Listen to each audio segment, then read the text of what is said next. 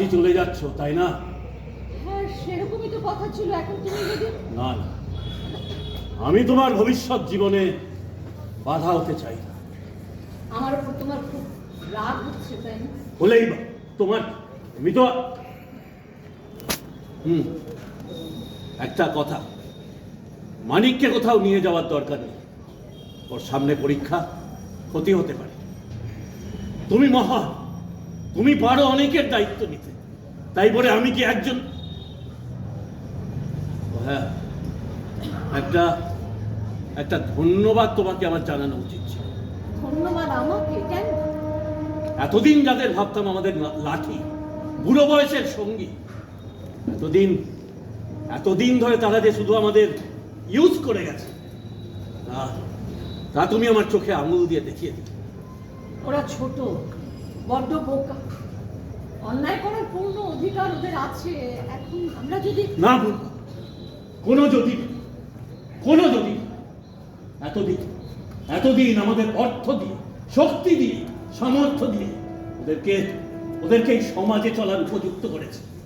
অসামাজিক হওয়ার জন্য বাড়ি লিখে দাও, তবে খেয়াল রাখ, দরকার নেই ওর খেয়াল রাখা। তোমার ছেলে, তোমার আদরের খোকা আমার ভুল ধরছে।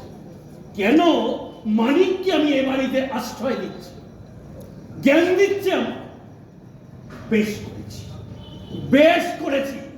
আমার পয়সায় আমি আরো 100টা মালিককে আশ্রয় দেবো, তাতে কার?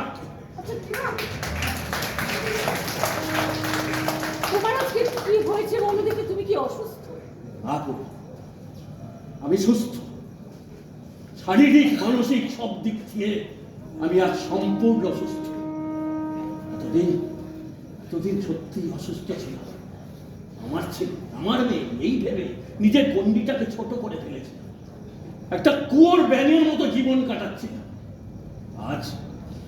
আজ তুমি আমার চোখে আঙুল দিয়ে দেখিয়ে দিলে আসলে ওরা কেউই আমাদের কেউ নয়। এতদিন শুধু আমাদের ছেলে মেয়ের সাথে অভিনয় করে গেছে, শুধু অভিনয়। আর আমরা আমাদের জীবন, যৌবন, স্বপ্ন সবকিছুকে বলি দিয়েছি ওদেরকে বড় করে তুলতে, এই দুনিয়ায় চলার উপযুক্ত করে তুলতে। মা বাবা হিসেবে সেটাই যে ছিল আমাদের কর্তব্য। কর্তব্য শুধু আমাদের, ওদের কোনো কর্তব্য নেই। ওরা অনায়াসেই পারে গলা টিপে আমাদের সমস্ত ইচ্ছেগুলোকে হত্যা করতে। এবার কিন্তু তুমি সত্যি অসুস্থ হয়ে পড়বে। চলো, রাত হয়েছে, চলো শুতে যাবে, চলো শোবে, চলো। আজ আর শোবো না, দুদিন তো ঘুমিয়েই কাটালাম। এবার থেকে না হয় তুমিও চলো না গো আমার সঙ্গে, দেখো তোমার না ভালো লাগবে। 39টা বছর এই বাড়িতে তোমার সাথে সুখে দুঃখে, আনন্দে কষ্টে একসাথে থাকিয়েছি। কত স্মৃতি, কত ভাবনা। আজ তুমি হয়তো চলে যাবে, কিন্তু স্মৃতিগুলো, সেগুলোকে তো নিতে পারে। সেগুলো তো আমার একা, আমার নিজের।